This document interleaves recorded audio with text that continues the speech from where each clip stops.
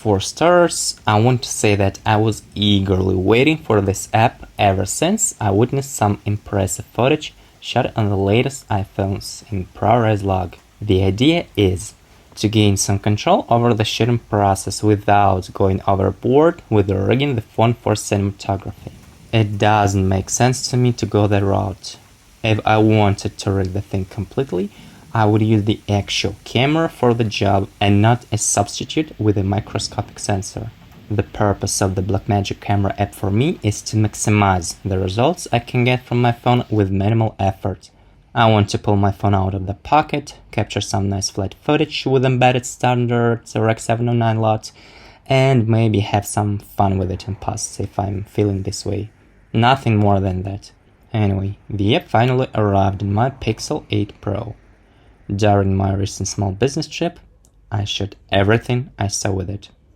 The footage you see isn't graded, just basic exposure and contrast correction.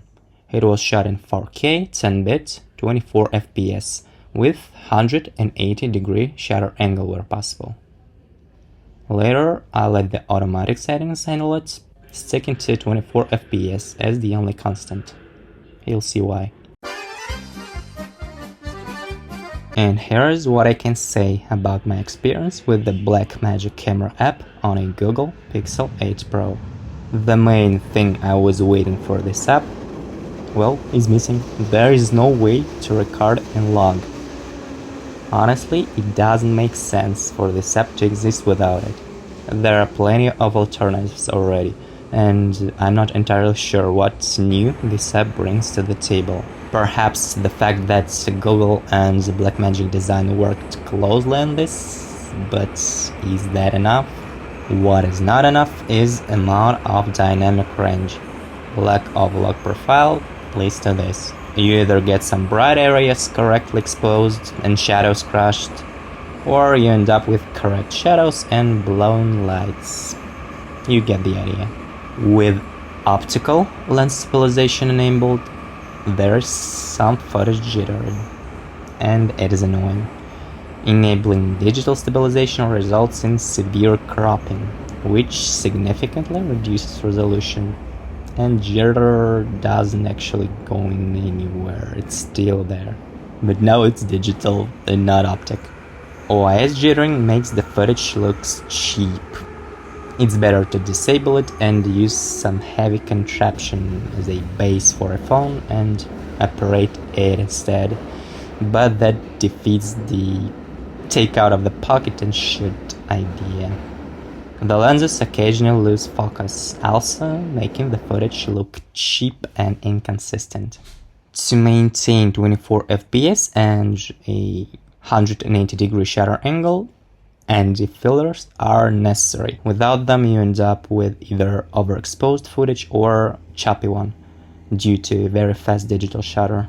There are no settings for bitrate, and the bitrate the app records with, there's just not enough data.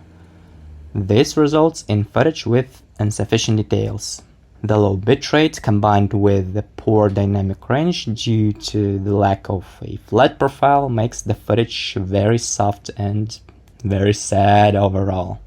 With enabled increased sharpening setting, the footage is too sharp, so I think it's better to disable it and handle sharpening in post if needed. In low light, it performs better than I expected, but only if the scene's dynamic range isn't too high.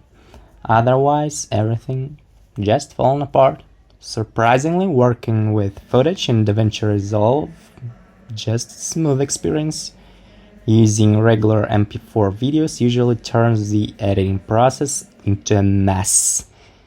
Impossible to work with unless proxies are generated.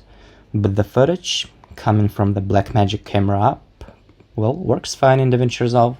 The app isn't ready until there's a log profile or bureau or whatever they decide to call it without a flat profile. It's not significantly different from a stock app.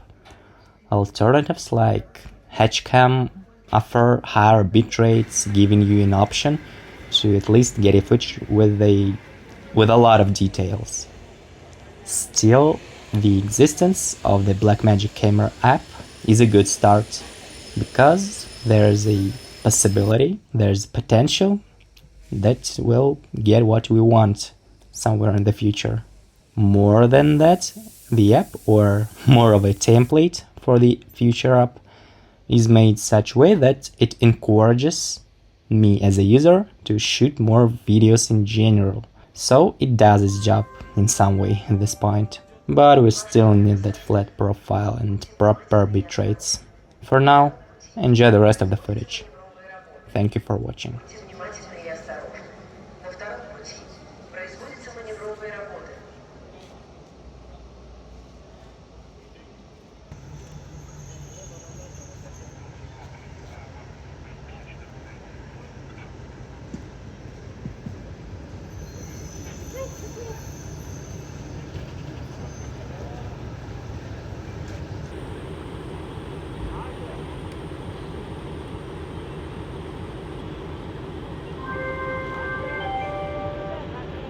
Уважаемые пассажиры, скорый поезд номер 69.